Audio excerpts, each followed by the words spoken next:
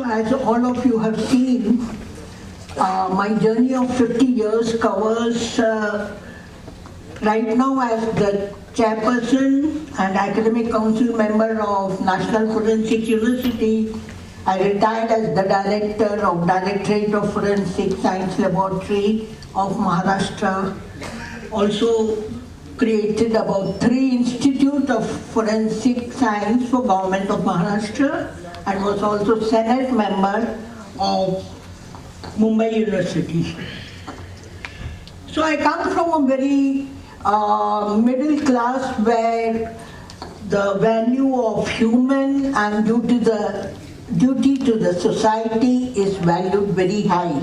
Our parents always said you should keep these things above yourself. So that is how right from my childhood inclusivity has been very much. When teachers said uniform is for equality, we felt that the children used to see each other's lunchbox rather than eating theirs. So I was the one who went and said, let's share the lunchbox so that equality comes. You won't believe the school, it is Railway Convent, which follows this now also. So I am very happy to do such small things in the society. And in my days, we had to go and collect milk in the booth. So even the senior citizens all standing in one line. So I went to the milk booth center and said, is there any provision for separate line for the senior citizens so that they are not paying by standing for such a long time? You won't believe, we got the sign and made it possible. So in the college again, everywhere it was my thing, what is our right, you have to do it. We were very few girls in the school, college, Shivaji Science College, and there was no ladies' common room. So I went to university, found out that even 1 or 2 ladies there has to be ladies' common room. So we made it that we will have a common room for the ladies and also take part in the games. In those days, in 72, 71, there was no games in some of the colleges for the girls. We made a group, and volleyball I was playing in the school, and we won for the college. So this is how making a difference in everything and making myself available for people so that they get the correct right. This was there from me from the childhood. Now when I passed out my MSc, a big question came.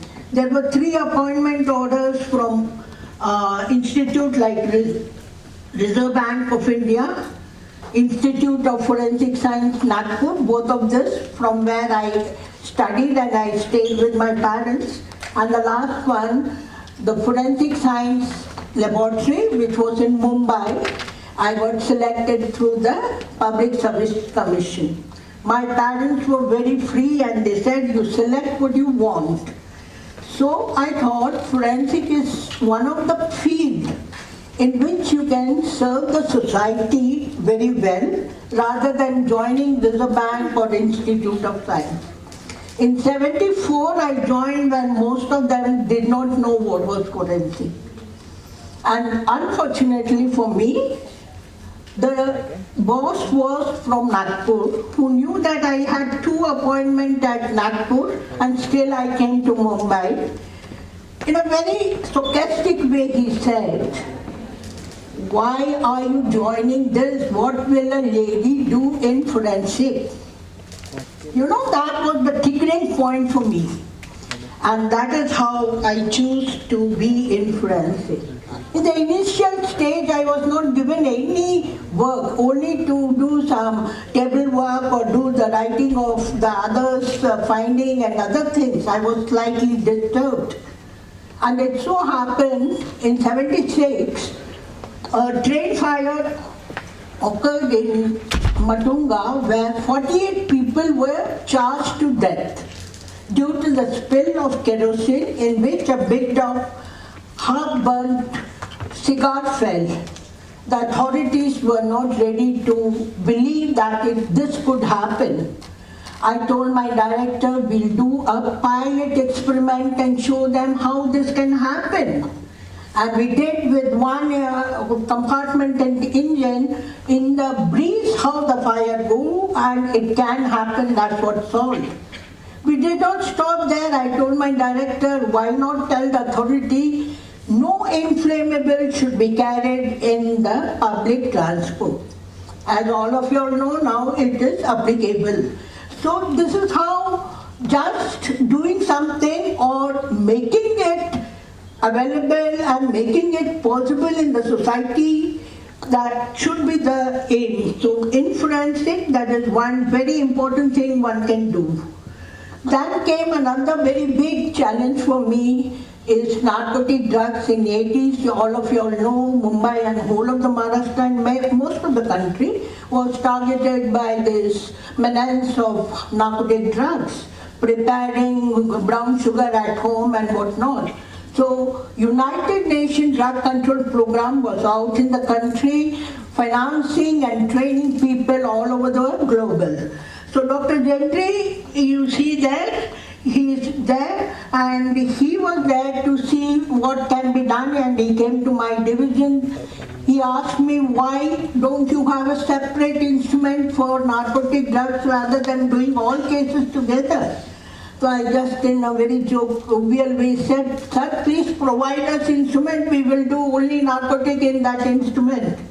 So when he went to my director's room, he said, she's the real boss, call her. So you won't believe the way I was shivering and going to my director's room and explained what I told. And after that, we got 1 crore rupees instrument, all very important like GCMS, LCMS, and very costly instruments. And that is how in Singapore I was trained for finding out the traces of narcotic drugs in urine and blood. Thereby we could stop the menace of this narcotic drug among the students and the other addicts. So this is one of the cases in which a Nigerian was carrying capsules of cocaine. One of it burst. He swooned at the airport, and within 2 hours we could give the report and the case could go forward. So I'm going to just take you in a trip of the important cases which I have handled. 93 blast. All of you all know in 12 places in Mumbai there was attack. And RDX was used, about 20 kg of RDX with cut iron into it.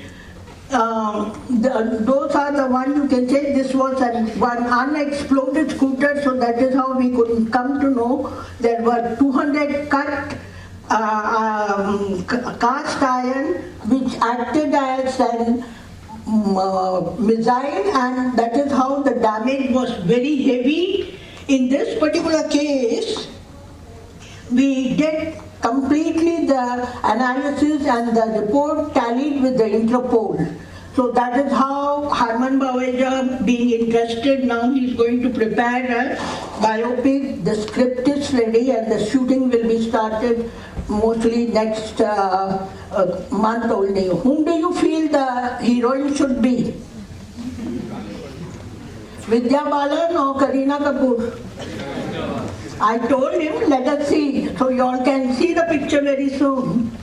So this is again the train blast. If you are acquainted with the Mumbai blast, about 7 first class was bombarded with RDX because they were short of RDX, petroleum product, nitrate. You can see all of us are on the spot to collect the sample and give the analysis fast so that the culprit can be booked easily. So this is 2611, all of you all know, the biggest ever done, and in this we worked so hard. The death was about 174, 300 people. Here the digital device played a very important, the CCTV and the voice analysis and the GPS concluded it was across the country, and all these whatever evidences we gave, it stood at the international platform, and that is how we could prove the case very strongly only by the forensic analysis. This is Telgi case again. You all have heard of it. It is for 3 years a person was printing fake stamp paper and stamps because he bought the printing machine in a second hand and got the paper and all these coloring. So when it came to Mumbai laboratory, we did extensive analysis and 13 features were found, and Supreme Court said all the cases over India should be directed to Mumbai laboratory. In this case, there was no sale of stamp paper for 3 years from government, but the court was getting. And the actual income he could get is some 30,000 in those crores in those days. So we did this, we did the narco analysis on him, we did the lie detector and the brain mapping. That is how this whole case is done. You all know 2003 scam is there. Tushar Hiranandani's done it. Have you all seen it? How many of you all have seen it? So in that, they have not mentioned anything about forensic. That's why I said we work behind the curtain. When I asked Tushar, he said, sorry madam, I didn't know you all work for the Telgi case. So this is how forensic people work. Their work are not known, but because of that work, the punishment is given. Now this again, in Pune, Germany, German bakery, all of you all have heard. This was one of the biggest one. Again, here you had this ANF4, that is combination of RGX and ammonium nitrate kept in the unclaimed bags. So this is how we always advise. Don't touch an unclaimed bag or a vehicle if it is lying. You should immediately go and report to the investigating people or police. So it exploded and we did the analysis. This is again a very old case, but very famous, Pune Abhyankar Doshi case. I think some of the older people will remember, the younger may not remember. This was a case in which there was no eyewitness, but forensic complete analysis could take them to the hanging level. These were 4 students who read one novel wherein they started killing people by gagging, putting some scent and strangulating them with a nylon rope. After the death, they would go and inform the police, I heard some noise from this house. So that is how police never suspected these people. But one of the fellows finally broke down and he informed, and the whole thing came out and we could recollect completely and connect all the 10 murdered in this case, and forensic evidence led to the conviction. This is again a case of Pune where a girl poisoned her boyfriend with arsenic, a college MBA girl, and there was no evidence, but the last person was she, so we advised the investigating people to do lie detector and other narcotic drugs, and from there we could get that she was the culprit, and trace of arsenic was found in her bag, and the receipt from where she bought, because arsenic is available in any medical shop, that could be connected. This is a very important case because all the psychological tests like lie detector, narco analysis, brain mapping was taken by the court, and 10-page order has been come, judgment, in which this was mentioned. So we have DNA. How many of you all have heard of DNA? All of you know your DNA is very unique. So DNA is something which comes from the biological mother, and it can really prove the identity. It can give very good conclusive results in case. Alec Jeffrey is the father of forensic DNA. He visited our laboratory. He was happy with this thing. So I will show you what are the articles which we can do: DNA, blood, semen, vaginal fluid, saliva, bone marrow, tissue, teeth, amniotic fluid, hair roots. So some of the cases which we did. This was an Excelite case where you see the hanky was lying. So now actually they tie and the spit was there. From the spit we took out DNA and we could identify the culprit. And the court said it's a landmark report. So this is how I'm just going to show you some of the very important cases. One of the Neta who refused to identify his biological son, though it was not through marriage, had to because of the DNA. You know, US biggest person also denied a rape case, but finally had to say yes to it because of DNA. So DNA, it can be one of the tools. In absence of any eyewitness also, one can do a lot of cases. Now I'll take you around some document examination cases. Now 80 rupees can be made this and you can encash that much. So many such cases come to us, and you know the banker is not expected to do an examination when he takes the check. He just passes and the amount is taken off. So now coming to some of the important cases of